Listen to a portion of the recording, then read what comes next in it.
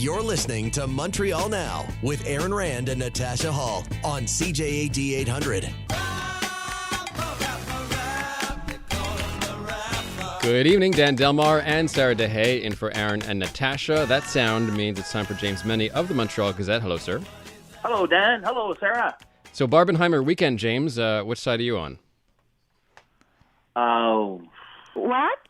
Not which side, but what are you going to see first, Oppenheimer or Barbie, James? You know, I got to tell you, I'm liking the looks of Barbie, because the thing is, I know how Oppenheimer ends.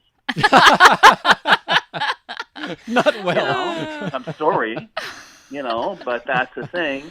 But the trailer for Barbie just looks out of this world. Yeah. And you know what? Why not have some fun?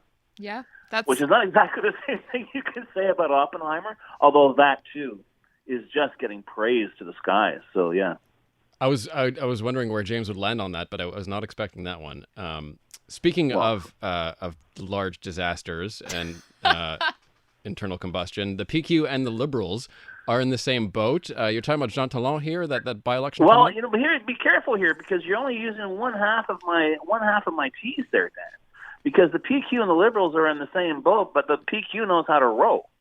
And I'm referring to the fact these guys hit the road, hit the ground first thing this morning, like some kind of political SWAT team, suggesting that this campaign has started now. We are going to win this. And I don't know if you saw their little jeu de mots that they came up with, but they're going on social media saying it's time to battre le CAQ à Québec. So, and that could translate into English as well. But compared, we can sit here and think deep thoughts and talk about, political philosophies and what the legacy of the PQ. In the end, this is quite literally a popularity contest, and you're trying to sell. You're trying to sell an idea. And to do that, you've got to be in your client's face. You have to be on their mind. They have to sort of equate your brand, which in this particular instance would be by-election victory. And the PQ, which used to be perceived, I guess, as a kind of very studious, pinheady kind of party, has proved that, and maybe being reduced to 3 seats in the National Assembly will do that to you, but has proved that they are ready to move and move quickly. And the fact that this is happening on social media, the fact that, this is not an expense-heavy exercise, suggests to me that, everybody better look at it. I mean, yes, we have said that the rise in the polls of the Parti Québécois over the past few months has been more attributable to the fact that Paul Saint-Pierre Plamondon has been doing a good job as leader, which is to say he doesn't bite the head off a microphone when he's in a scrum. He's perceived to be a relatively normal, decent guy. But yeah, you're looking at a party here that knows it's fighting for its survival, just as the Liberals are. And the message they sent today is that, we're here, we're going to fight. And at the end of this, guys, I get the impression that at the end, the least stunning announcement in this campaign is going to be who they're actually running. They know they've got a riding that is less than pleased with the CAQ. They know they've got a bit of a boost in the Quebec City area because of the renege on the tunnel project, and how a lot of local CAQ MNAs kind of said, like, yeah, nothing to see here. No, it's okay. I know what I said, but it doesn't matter. They may they'd be able to channel into that. And plus, because of the 6-month window to call by-election, and because José Boutin of the CAQ MNA, who caused this whole thing, is leaving on July 31st, I don't see Francois Legault wanting to call a by-election in the dead of winter. He may want to rip off the Band-Aid sooner rather than later. If today's activity from the PECs are any indication, I think he's going to want to go much sooner than later and either lose or have a decent showing. But once again, much in the same way as the by-election to replace Dominique Anglade was pretty important for the future of certain political parties. I think this is going to be very, very important as well for the PECs. If they don't win with throwing all this into the breach and so quickly, I don't think there's any hope for them. It would be very, very demoralizing. And in the meantime, we haven't heard, apart from a job well done. We wish Joël Boutin the best in the future. We haven't heard that much from the other parties. So, the PQ have seen an opening in the enemy's defenses, so to speak, and is rushing through it. And we'll have to see how long it lasts. But right now, I was surprised by their move, and it'll be interesting to see if it can be sustained.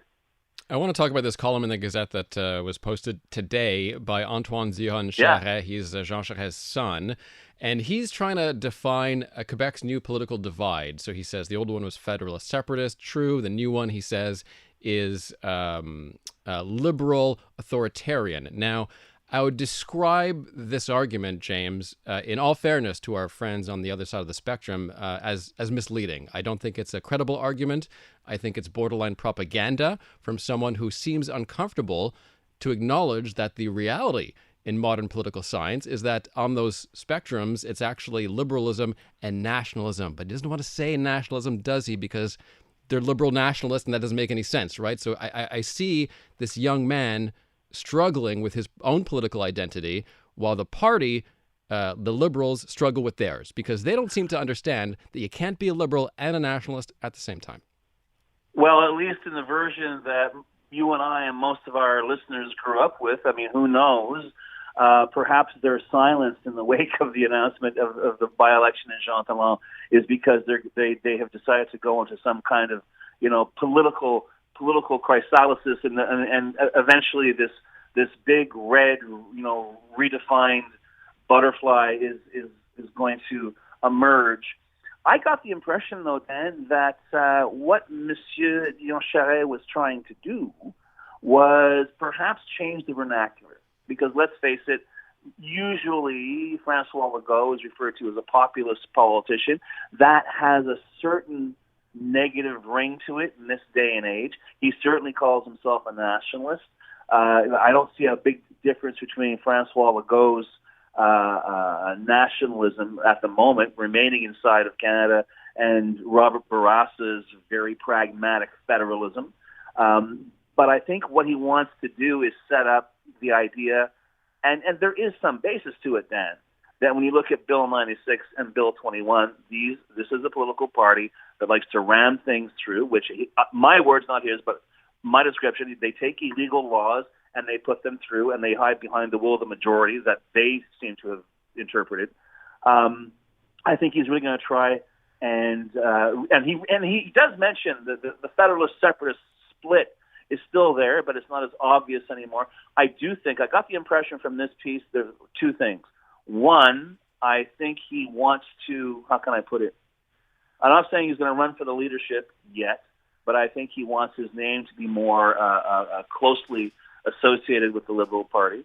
And two, I think he wants to do all he can to really crack open this new political fissure in Quebec politics. I think we're going to hear a lot more about authoritarianism from the Liberals in whatever iteration they whatever platform they want to use. But I think that's the narrative they want to create. You have a choice, Quebec. We'll protect the French language, whatever. But do you want to be, led by an authoritarian party? And don't kid yourself, Dan. It won't take that long for somebody else to write an op-ed saying, the history of authoritarianism in Quebec, goes back to Duplessis, goes back to the Catholic Church. Do you want to go back? And I'm just spitballing here, but do you want to go back to those, pre-Quiet Revolution days? Do you want to have some guy in a suit in Quebec City telling you what's good for you, whether you like it or not? I get the sense that this is where it's going. Unfortunately, I find that this piece, as interesting as it is on its own, I apologize in advance. I haven't seen it in French, and to a certain extent, we're happy. I mean, I work at the Gazette, and we're happy to run these pieces and to interview the committee that's rebuilding the Liberal Party. But man, oh man, to a certain extent, they're preaching to the choir. So maybe they should, make a little more effort to get the message out to Francophone voters, with whom I believe they have 4% support right now.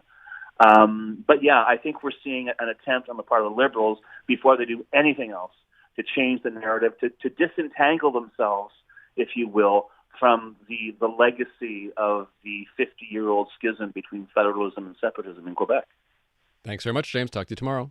Adamat.